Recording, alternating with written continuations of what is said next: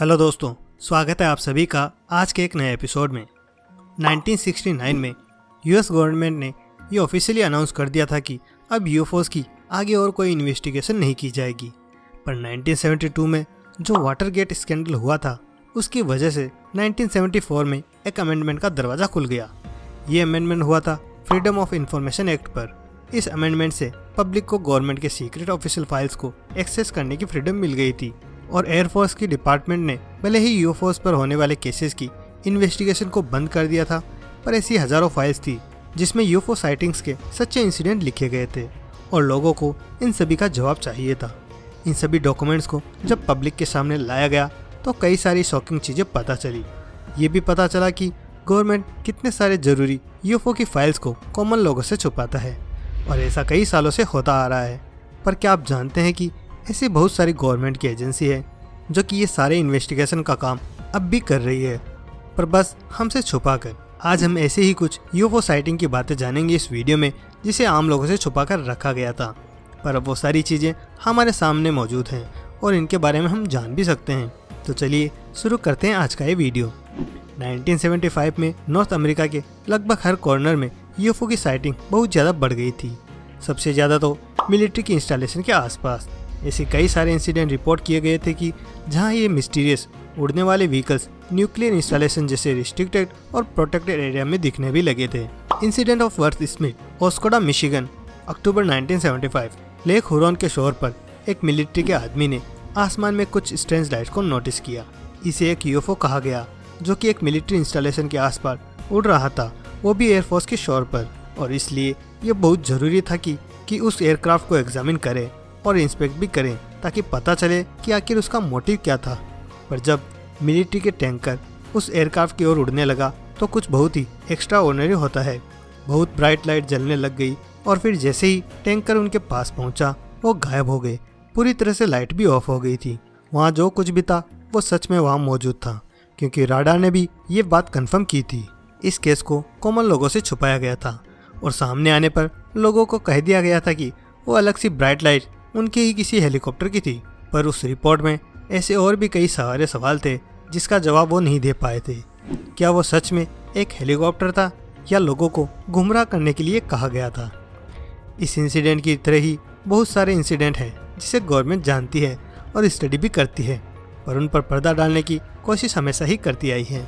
The कंडन report. 1967 में Edward कंडन और उनकी टीम एनालाइज कर रही थी बहुत सारे यूएफओ साइटिंग्स के केसेस पर जो कि अनसॉल्व पड़ी थी।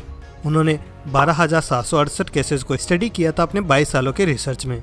उन्होंने लास्ट में ये भी कंक्लूड किया कि यूएफओ से अर्थ के लोगों को कोई खतरा नहीं है।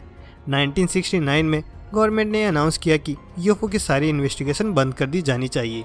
उनका कहना यह था कि अब उन्हें यूएफओ या एक्स्ट्रा टेरेस्ट्रियल के बारे में इंफॉर्मेशन जानने में कोई इंटरेस्ट नहीं था।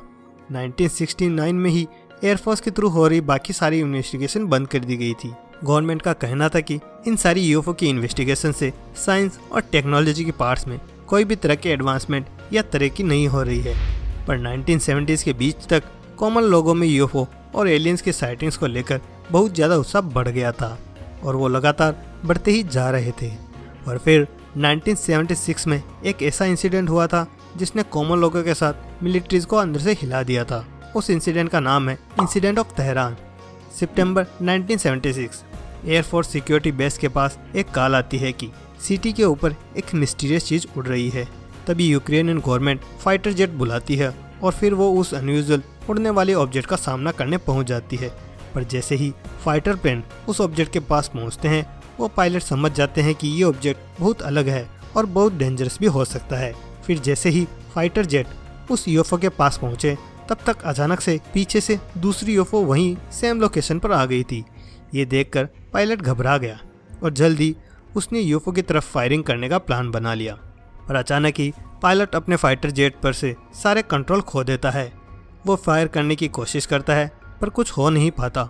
वो अपने प्लेन को मूव करने की भी कोशिश करता है पर फिर भी कुछ नहीं हो पाता और सामने से वो दोनों यूएफओस भी उसकी तरफ बढ़ने लग जाते हैं और वो पायलट कुछ नहीं कर पा रहा था। अपनी जान बचाने के लिए किसी तरह वो पायलट अपने प्लेन से डाइव करके नीचे आता है और फिर एक तीसरा यूएफओ पहुंचता है सेम उसी साइट पर और वो नीचे अर्थ के ग्राउंड पर लैंड भी करता है। फिर अचानक से वो ऑब्जेक्ट कहीं गायब भी हो जाती है और उसका कुछ पता ही नहीं चल पाता। ये इंसिडेंट बहुत ही शॉक कर देती है सबको। गवर्नमेंट के ऑफिशियल्स और सिक्योरिटी के पर्सनल और हाई रैंक के ऑफिशियल सभी मिलकर मीटिंग करते हैं इस चीज़ पर। फिर एक रिपोर्ट बनकर तैयार की जाती है जिसे और भी हाई लेवल के ऑफिशियल को भेज दिया जाता है। ऐसा पहली बार हुआ था कि किसी यूएफओ साइटिंग के डॉक्यूमेंट्स और रिपोर्ट को इतनी बार हर जगह सर्कुलेट किया गया था। और गवर्नमेंट के यूएफओ इन्वेस्टिगेशन को रोकने के बाद इस इंसिडेंट को फिर भी गवर्नमेंट के सबसे हाई लेवल पर स्टडी और एग्जामिन किया गया था।